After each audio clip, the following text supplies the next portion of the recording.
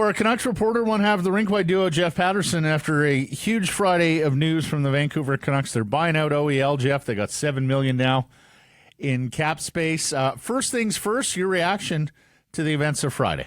Yeah, shocked. I think like a lot of people. I just did not think that this was a path that the Canucks were going to travel. And so I know Patrick Allvin said it wasn't his intention at that year-end media availability, and I want to take him at face value. I think he was careful and calculated in his wording, but time was getting late in the day here. I mean, they couldn't get to the draft and free agency stuck in the conundrum they were in. And so I know it was early in the buyout window, but really it feels like a last resort for the Vancouver Canucks. And I thought interesting, too, Rick Dhaliwal reporting that the OEL camp apparently was taken off guard by this, that there was no contact, there was no indication that tells you that the Canucks, they didn't try any kind of Hail Mary. Not that there would have been activity on the trade front, but he has the no movement clause, and if they were going to be able to somehow get a deal done, you would have had to inform, I think, Ekman Larsson and his agent. So, look, there's been so much made in this market about ownership of the Vancouver Canucks, and one thing the Aquilinis have always done is spent to the limit on the cap, but we just came through a pandemic where it was nothing but chop, chop, chop, and so I think it was for those reasons that I just didn't think that the family had sort of that wherewithal to write a $20 million check to make a mistake go away, but they have. And now the question is, what do the Canucks do with this flexibility that they've been talking about for the better part of a couple of seasons now? I'm sure it's the media's fault, by the way. Well, a few things here. Number one, I'm sure the player and the client are all that happy. I heard he bought a house in Kitts Point, so he was thinking he was going to be here for a while. Secondly, and applaud the Aquilinis on this one. You're absolutely right, Blake. For all their faults, the one thing they have done is finance the club. And you say $20 million. I mean, the alternative was spending $30 million to watch this player play out the next 4 years. And Jeff, how much of a function do you think this is of just not being able to trade Boeser, Garland, or Myers without any kind of sweetener or retention of money? Yeah, no, I think this is everything. And I just don't think that they were prepared to move forward here. They knew that they had this as an option in their back pocket, but this was the nuclear one that was going to cost the Canucks.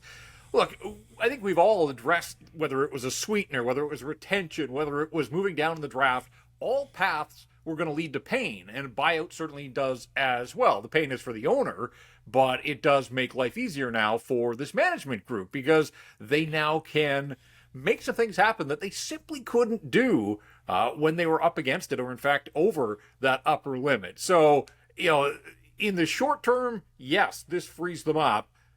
It's certainly not, just a get out of jail free card, though, by any sense of the imagination. On top of the $20 million for ownership, this is about surrounding Elias Pettersson and Quinn Hughes with the best possible supporting cast. Well, in 2 years, they're going to have this nearly $5 million cap charge on the books. And I know that the salary cap is expected to go up significantly, but still we're talking about a $5 million hit. That's a $5 million player in any economy. That's a pretty good player and a pretty good piece of a supporting cast. So, this isn't without its pitfalls, but in the short term, it does free them up now, whether they want to go and use this flexibility to make trades, to go into free agency. Hey, they could be brokers in a third party. Like, it gives them some opportunities now that they simply did not have.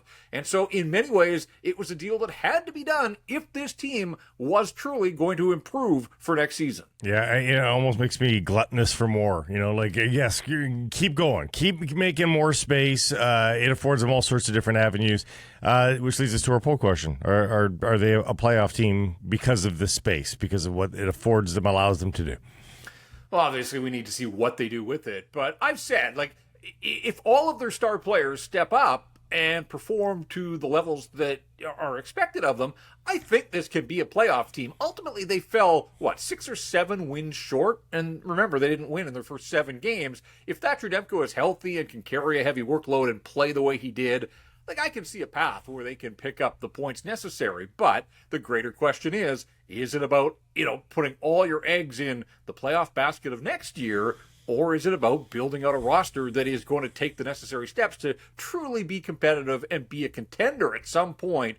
And with this money on the books, again, I think it's, short-term gain. It's kind of in the reverse. It's short-term gain, but longer-term pain here. I guess they're hoping that the the growth of the salary cap, I don't want to say will diminish, but will make this cap charge manageable. They can work around it because, again, like now they've got some cap space. What they do with it, I think, will go a long way to that conversation that they're going to have with Elias Paterson and his camp here over the season. Maybe they can, over the offseason, they can roll out a plan, give him a sense of, what they hope to accomplish. Although by the time that those meetings occur, maybe they will have spent a fair chunk of this money, whether it's around the draft next week or beyond that into free agency.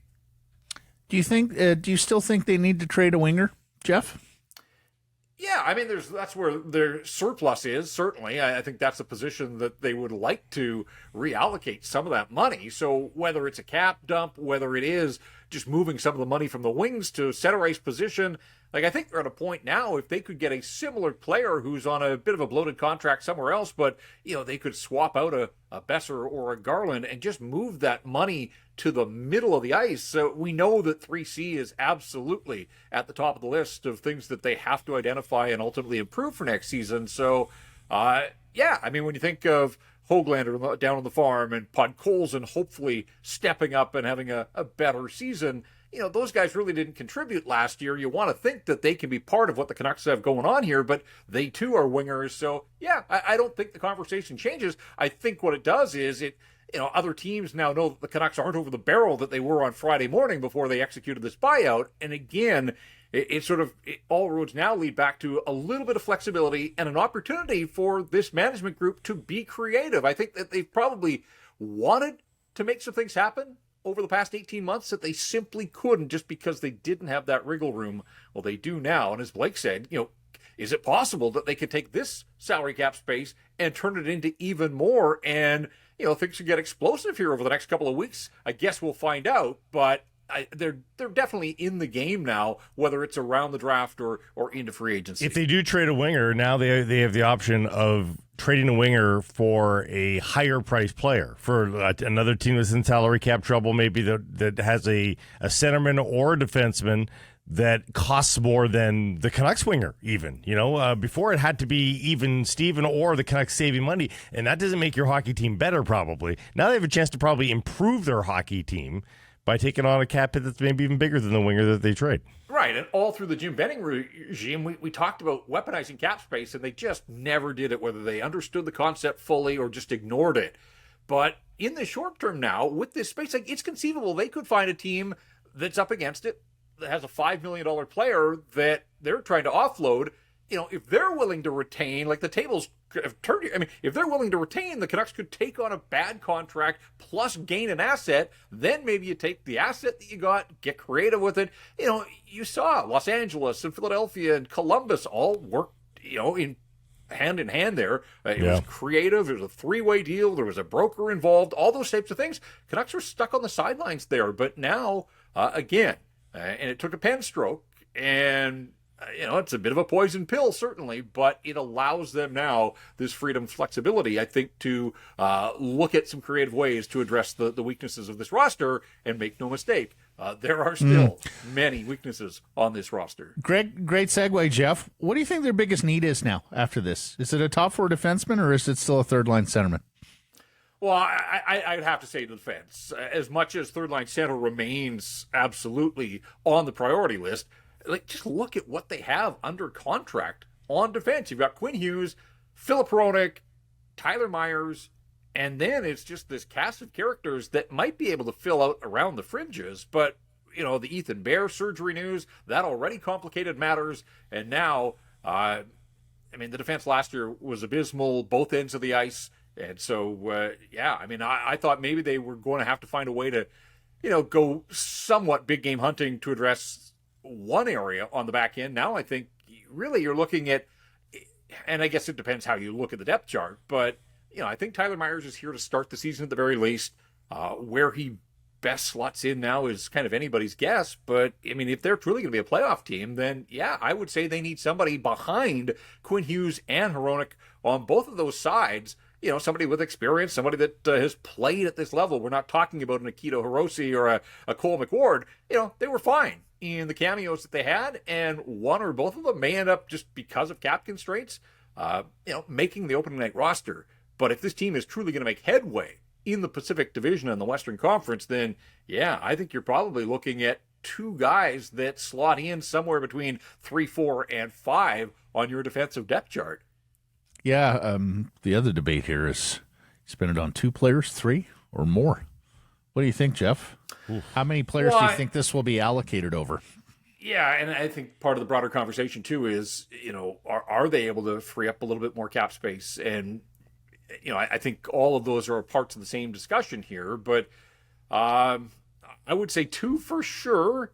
And then, I think now they're at a point in time, and they showed it last year with Dakota Joshua, that they were able to unearth a player that hadn't had that opportunity yet at the NHL level. So this goes to pro scouting. It goes to the guys down in the American Hockey League level that were keeping pretty close tabs on what was happening around the AHL. Is there a player that's available, whether it's a Group 6 guy or somebody that's just fallen out of favor in another organization? This is where the Vancouver Canucks, they have to make gains at the fringes. They did a nice job with Dakota Joshua. Again, those players that they got out of college last year, they looked fine, but I think it's important to remember, too, like I had somebody point out, Akito Hirose had 3 points in 7 games. That's fine, he did.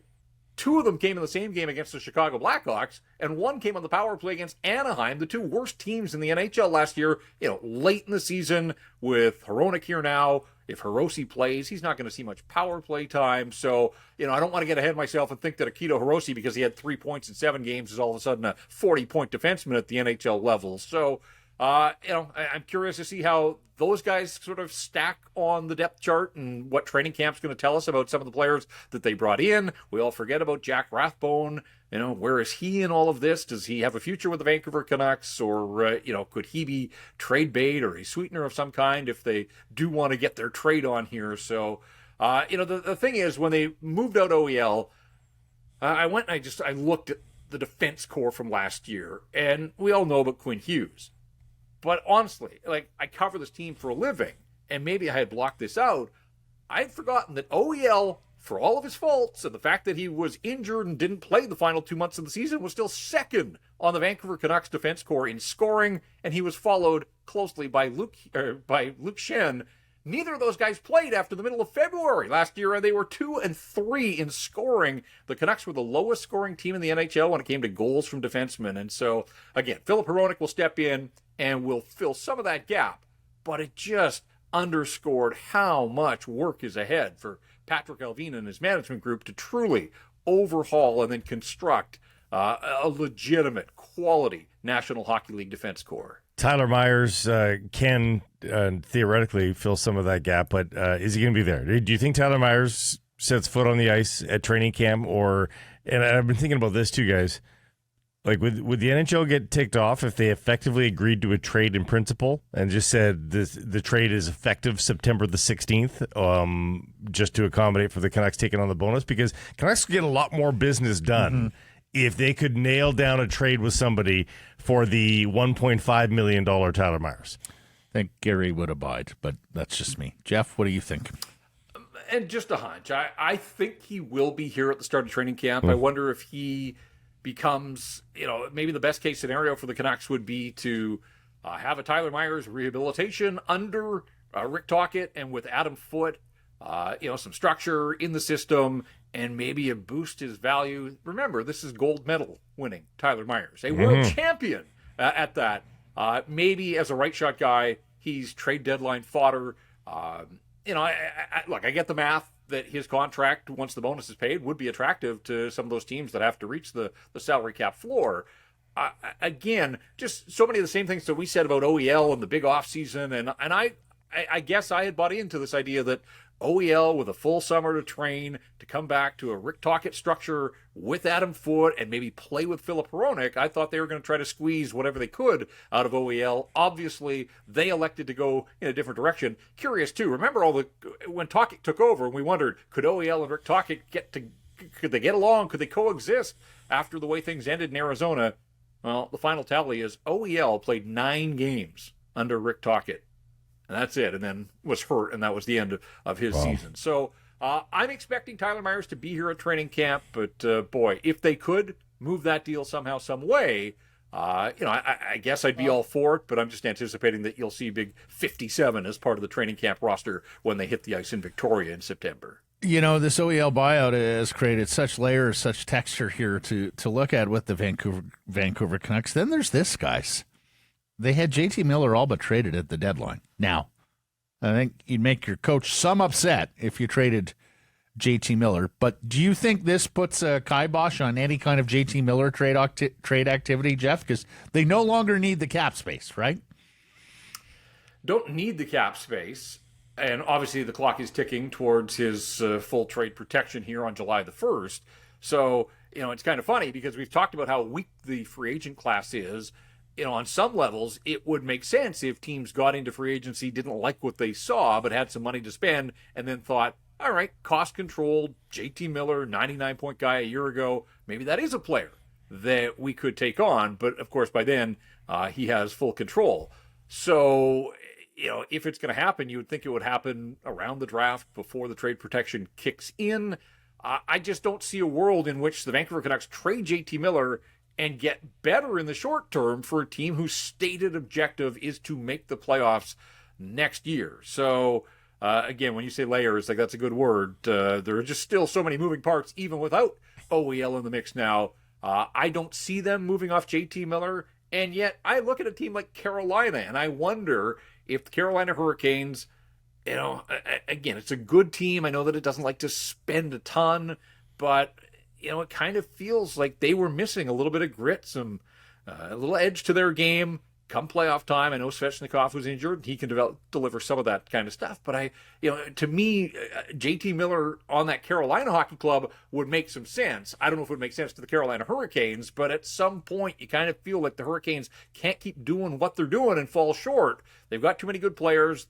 They're a well-run operation, but it kind of feels like they're going to have to step up and take a swing at some point here. And so, again, my mind is still blown that teams could have had JT Miller for 2 playoff runs at 5 1/4. I think teams missed the boat entirely in that regard. Oh, for sure. Last question here, buddy.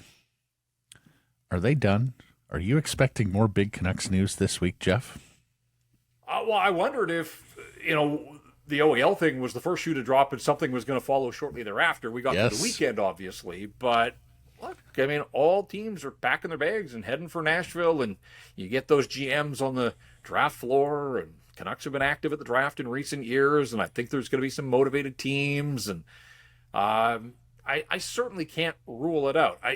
They need to upgrade. They've got this room to play with now. They're going to spend it. Like, they're not just going to move forward with, we talked about the massive gaps on defense. So whether it comes through a trade or we have to wait a little bit beyond that, and this year is so unique and a little bizarre with the Wednesday, Thursday draft, and then, kind of a Friday grace period, and then right into free agency on July 1st, which is on a Saturday this year. So, buckle up, because I think we're heading into a point in the schedule and the calendar where things are going to happen.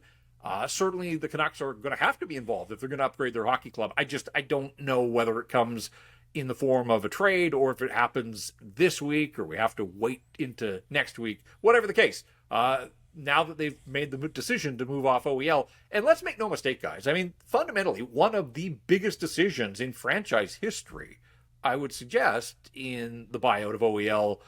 I can't imagine that they're going to sit around idly. So, I'm prepared for activity. I don't know when or how quickly we're going to see them move. Well, it certainly makes the summer a whole lot more interesting, Jeff, that they've got some cap space. They're able to spend it. Definitely makes July 1st more interesting, and all the chatter around the draft. Marvelous stuff. You're in for me this Friday. Thank you for that, sir. We'll catch up on Wednesday. All right, guys. Sounds good. Tackle all the hills with ease and don't arrive at work all sweaty. Get around the city on electric transportation that fits your lifestyle and get it at bestbuy.ca.